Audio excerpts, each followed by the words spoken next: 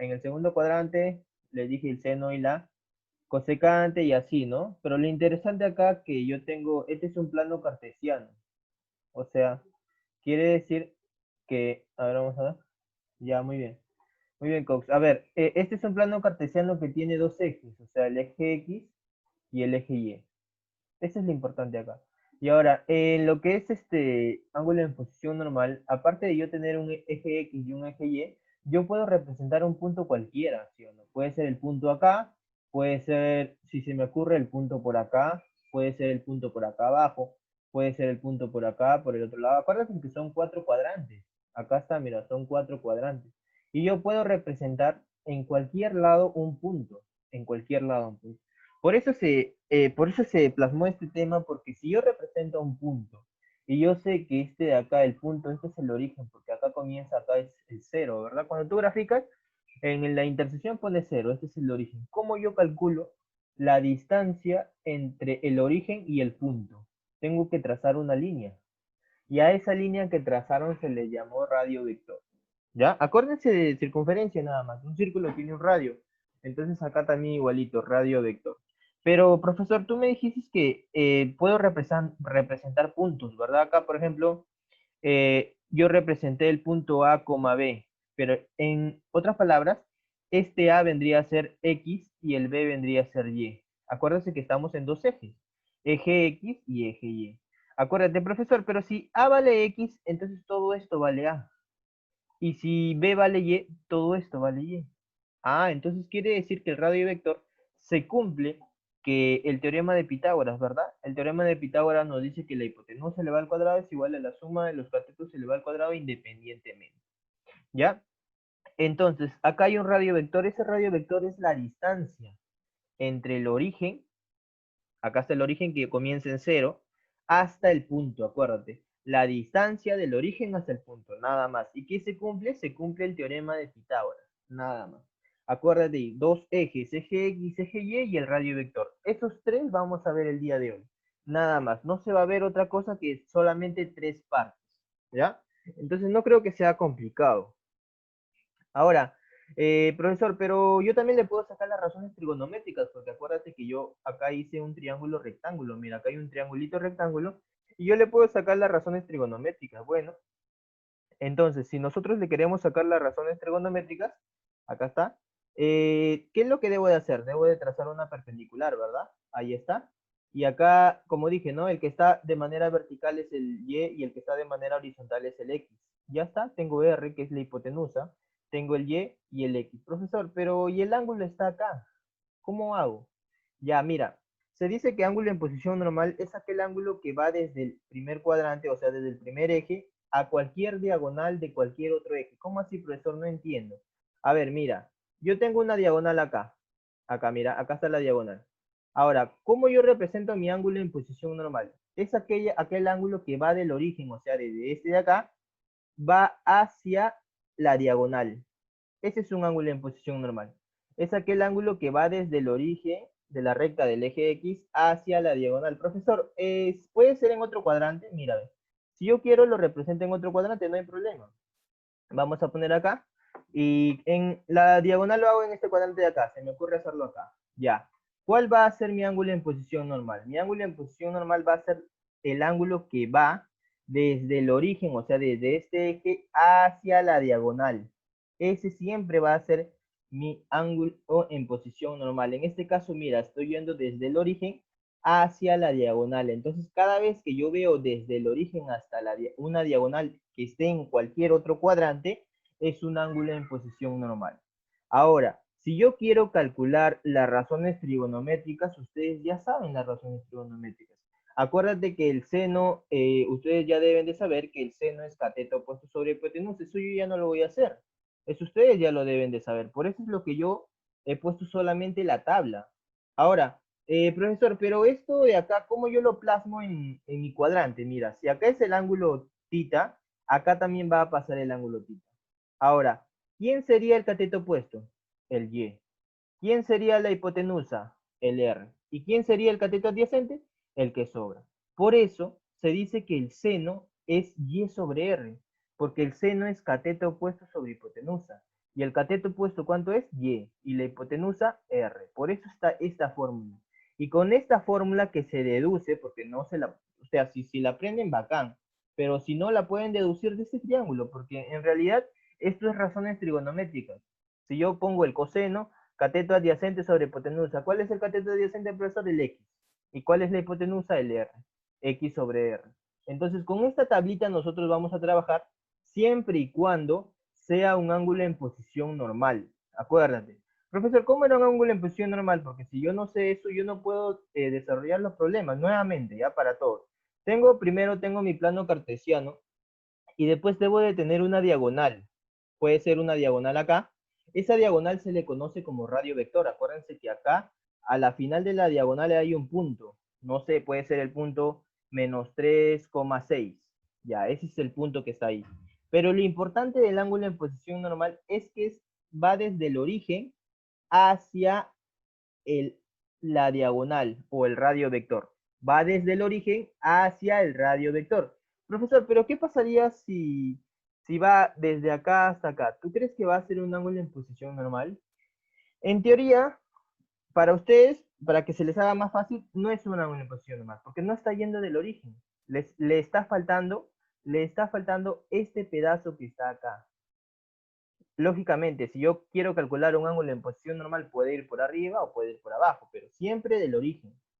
Siempre del origen, acuérdense, ¿ya? Muy bien. Claro, esos son los... De ese triángulo tú deduces todo esto. No vayan a decir, el profesor Taca me da otra fórmula. En general yo no le estoy dando ninguna fórmula. Esto sale de este triángulo. Ustedes ya deben de saber calcular las razones trigonométricas. Ahora, si no sabe, caballero nomás, tienen que aprenderse todo. Ahora, profesor, yo acá veo ordenada. Acuérdate de que el X y el Y toman nombres. Al X se le llama abscisa y al Y ordenado. Pero bueno, eso básicamente lo van a profundizar en geometría, ¿ya? Pero ya no importa, con los ejercicios vamos a entender más fácil, ¿ya? Acuérdate de esta tablita nada más. Ahora, ¿qué más, qué concepto más tenemos por ahí?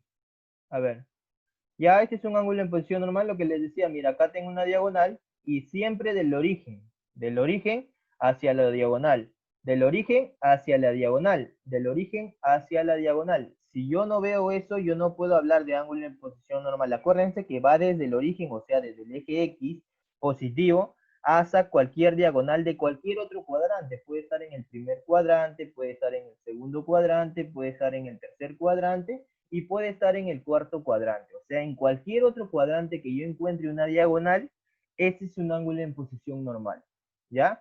Ahora, si yo no veo, no lo es. Muy bien. Vamos a continuar. Con la última teoría. Yo sé que la teoría es un poco pesada, pero bueno, siempre es necesaria, porque si no, yo no voy a saber identificar mi ángulo en posición normal. Profesor, pero yo cuando hago mi ángulo en posición normal, tú me has dicho que es el ángulo que va desde el origen, o sea, desde el eje X, hacia la diagonal. Pero el ángulo puede ir por arriba y también puede ir por abajo. Claro, pues porque hay dos sentidos, sentido horario y antihorario. Eso lo vimos en ángulo trigonométrico. Pero, ¿qué pasaría cuando el ángulo va para arriba y para abajo? ¿Son iguales? En teoría pueden ser iguales, pero acuérdense, mira, para ángulo en posición normal, en lo que es razones trigonométricas, van a ser iguales. ¿Cómo así, profesor? No entiendo. A ver, si yo quiero decir el seno de alfa va a ser igual al seno de tita. Eso me refiero a razones trigonométricas. Siempre y cuando tengan un mismo origen y un mismo final. Este tiene un origen acá y tiene una final en la diagonal. El tita también tiene un origen acá y tiene una final en la diagonal. Entonces quiere decir que cuando ocurre eso son ángulos coterminales. Ese es su nombre. Se les llama coterminales cuando tienen un mismo inicio y un mismo fin. Entonces, ¿qué se va a cumplir? ¿Solamente el seno? No. Puede ser el coseno, la tangente, la cotangente, la secante, la cosecante, todas las razones trigonométricas. Eso es independientemente en las razones. Pero ¿qué pasa con los ángulos? ¿Los ángulos son iguales? Los ángulos no son iguales. ¿Por qué? Porque no, fácil, si tú agarras tu transportador, tú mides el alfa, va a tener otro valor que el tita, no son iguales. Muy diferente es que las razones trigonométricas sí son iguales, pero los ángulos no. Profesor, pero ya me confundí, mira, ¿cómo los ángulos no van a ser iguales y las razones trigonométricas sí? Eso lo vamos a demostrar cuando vamos a ver el próximo tema, reducción al primer cuadrante, ¿ya? Pero acuérdate, no son iguales, pero siempre hay una propiedad. La propiedad es que beta menos alfa va a ser igual a 360 o va a ser a un múltiplo de 360. En este caso yo no te doy beta, sería teta menos alfa, va a ser igual a un múltiplo de 360. Puede ser 360, 360 por 2 puede ser 720, 360 por 3 puede ser 1080, así sucesivamente, pero la cuestión es que debe de ser un múltiplo de 360. Profesor, ¿qué pasaría si no es un múltiplo de 360? El problema está mal, porque acuérdate que acá todo esto completa una vuelta, y una vuelta vale 360, por lo tanto siempre debe de ser múltiplo de 360. Por ejemplo, yo, como quien dice al molestar, si yo te coloco, por ejemplo, acá 100, y acá te coloco 20, tú no vas a decir, ah, ya, el seno de 100 va a ser igual al seno de 20. No, porque si yo los resto, no son múltiplos. Si yo los resto, por eso sale 80, y 80 es múltiplo de 360, no. Por lo tanto, yo te puedo probar, ¿no? Por ejemplo, puedo poner cualquier valor y decir que son coterminales. No se dejen llevar solamente por la gráfica. Está bien que la gráfica te diga que tiene un mismo inicio y un mismo fin, pero también a la fórmula, ¿no? No te vas a hacer solamente gráfica y no vas a ver la fórmula. Acuérdate que si yo los resto los dos, debe de ser o bien 360 o múltiplo de 360. Puede ser también 0, ¿no? 360 por 0 es un múltiplo. 360 por 1, 360 por 2, etcétera, etcétera, etcétera, ¿no? Ahí está. Entonces, para los que han llegado un poco tarde, acostúmbrense a llegar a las 9, porque acuérdense que a las 9:50 es su práctica, ¿ya? Solamente para los que me presentan la tarea, y si para los que no me llegaron a presentar y dan la práctica, lo elimino, o si no, le va a salir 0, ¿ya? Entonces, hemos hablado de ángulo en posición normal, hemos hablado que un ángulo en posición normal es aquel ángulo que va del origen a cualquier diagonal de otro cuadrante, ¿no? Eso ya lo hemos visto. Y después hemos dicho que también hay un radio vector, ¿no? Un radio vector por acá debe estar, acá está. El radio vector, ¿cuál es el radio vector? Es la distancia del origen hacia cualquier punto, ¿ya? Eso hemos hablado. Ah, la anterior, pues ya ir, ya ves. La tarea anterior, mandé una separata. Ves, la anterior, pues ya saben que a las 9 es su clase. Yo les mandé por el grupo que a las 9:50 va a ser su práctica. Obviamente no va a ser 40 minutos de teoría, ¿no? Este es un tema muy amplio. Entonces, ahora les mandé la separata y los ejercicios que yo no haga queda de tarea. Eso se sobreentiende, ¿verdad? Eso ya se sobreentiende. ¿Ya? Muy bien. No solamente al Classroom, lo mandé al grupo. Pero bueno, ya, ese es otro tema. Entonces, vamos acá, esto lo vamos a recordar, estamos recordando de la clase pasada, ¿ya? Al final lo vamos a ver, ya no te preocupes. A ver, esto es lo que vimos la vez pasada, que les dije que había 4 cuadrantes, ¿verdad? El primero va en sentido antihorario. Primero, segundo, tercero y cuarto. Pero más allá de que tú sepas identificar cuáles son los cuadrantes, acuérdate que hay 2 ejes, tú debes de saber qué razones trigonométricas son positivas, y eso ya lo habrán visto en los años pasados, ¿no? Pero bueno, hay que siempre recordar. En el primer cuadrante todos son positivos. Hasta el momento nosotros hemos visto que todos somos positivos. Ahora, no hemos visto problemas donde sale negativo, excepto en la clase pasada, ¿no? En algunos problemitas. Ahora, en el segundo cuadrante es el seno y por lo tanto su inversa también va a ser positivo, seno con cosecante. En el tercer cuadrante, tangente con cotangente, y en el cuarto cuadrante va a ser el coseno con la secante, ¿ya? Entonces, eh, eso es solamente para recordar de la clase pasada. Si quieren una mnemotecnia tranquila nada más, como acá son todos los sábados tomamos café. ¿Ves? Ahí está. Todos los sábados tomamos café, por si acaso. Ya. Ahora sí, esta es una mnemotecnia para que te grabes, mira, la T nada más porque sabes que son todo. Acá la S porque es el seno, la T porque es la tangente y la C porque es el coseno. ¿Ya? Todos los sábados tomamos café. Una mnemotecnia tranquila para que ustedes se puedan aprender cuáles son las razones trigonométricas, en qué cuadrantes son positivas, porque a partir de ahora ya nosotros vamos a trabajar así, ¿ya? No solamente en el primer cuadrante, porque en el primer cuadrante las cosas son muy fáciles, ¿no? Hemos visto, ¿ya? Pero bueno, ahora sí vamos con los problemitas. Acuérdate que siempre yo te hablo de un par ordenado, ¿no? Te hablo del eje X con el eje Y. Esos son los dos elementos base en este tema. Tengo el eje X y el eje Y tengo también el radio vector, ¿se acuerdan? Tengo el radio vector que es R. Y también tenía una propiedad que yo decía que el radio vector al cuadrado va a ser igual a X al cuadrado más Y al cuadrado.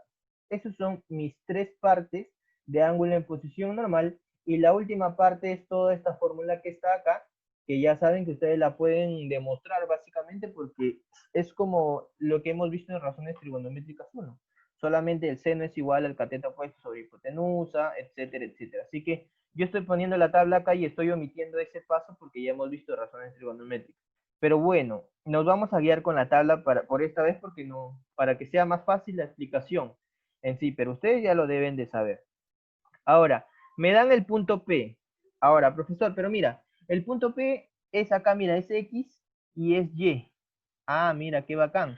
¿Qué me falta? El R. Ah, mira, profesor, mira, acá puedo poner yo que el X vale 8, ya está. Que el Y vale menos 15, ya está. Y el R no sé cuánto vale, profesor. Uy, ahora sí. ¿Cuál es mi chamba? Hallar el R. ¿Y cómo lo hallo, profesor? Con el teoremita de Pitágoras, ¿verdad? Ah, mira, qué bacán. Ahora claro, con Pitágoras, pues, pero acá es negativo, no se me vayan a confundir. Es negativo, es menos 15, con todo y su signo. No vayan a omitir la parte del signo. Pero bueno, en el Pitágoras no tiene redundancia ese menos. Donde sí nos va a servir es en las razones trigonométricas. Profesor, vamos a ponerlo de frente porque ya pusiste la fórmula ahí, ¿no? Entonces ya no, sería r al cuadrado, va a ser igual a x al cuadrado, que va a ser 8 al cuadrado, más y al cuadrado. Profesor, el y es menos 15. Menos 15 elevado al cuadrado. Profesor, yo me acuerdo que mi profesor de álgebra, y espero que les haya dicho, que un número negativo elevado a un exponente par se convierte en positivo. Por lo tanto, yo puedo decir que 8 al cuadrado sale 64 y menos 15 al cuadrado se convierte en positivo, o sea, sería más 225. De ahí es una cosquilla para su cerebro, espero que lo hayan hecho. A ver, vamos a ver si me han dicho. Ajá, es ajá, tu sensei Samuel, sí, 17 sale, ¿verdad? Muy bien, entonces ya hallaron el valor de R vale 17. Ya ustedes ya deben de saber que ese 2 pasa como raíz cuadrada, eso ya no lo voy a hacer, ¿no? Es muy básico eso, ¿ya? Pero si no entienden cómo lo sacan, díganme nomás y lo hago por partes. Ahora, lo importante es acá que me piden seno de beta, lo voy a hallar por partes, ¿ya? Como para que todos entiendan, porque, a ver, mira, ya tengo X, ya tengo Y ya tengo R. ¿Cuál es el siguiente paso? Hacer lo que me piden, ¿verdad? Profesor, te están pidiendo el seno y el coseno. Ya, muy bien. Vamos a escribir por acá un costadito cuánto vale el seno de beta, y cuánto vale el coseno. Ya, vamos a escribir por acá un costadito. A ver, según la fórmula que yo tengo ahí, la tablita, según la tablita, el seno, vamos a escribirlo bien porque se está poniendo chueco, ahí está y ahí está, muy bien. El seno es igual a y sobre r. Profesor, y vale menos 15. Entonces voy a poner acá menos 15 y r ¿cuánto vale? 17. Ya está. Ahora, el coseno es x sobre r, profesor. X vale 8 y y vale 17. Ah, mira, entonces yo ya hallé el seno y el coseno. ¿Cuál es tu chamba? Reemplazar, pues. Entonces vamos a reemplazar. El valorcito de L va a ser igual a 2 multiplicado por el seno de beta, que sale menos 15 sobre 17, menos un medio el coseno de beta, que sale 8 sobre 17. Ahí está. Ya, muy bien, qué bacán. Ahora, profesor, acá hay algo bien chévere. Mira, mitad de 2, 1, mitad de 8.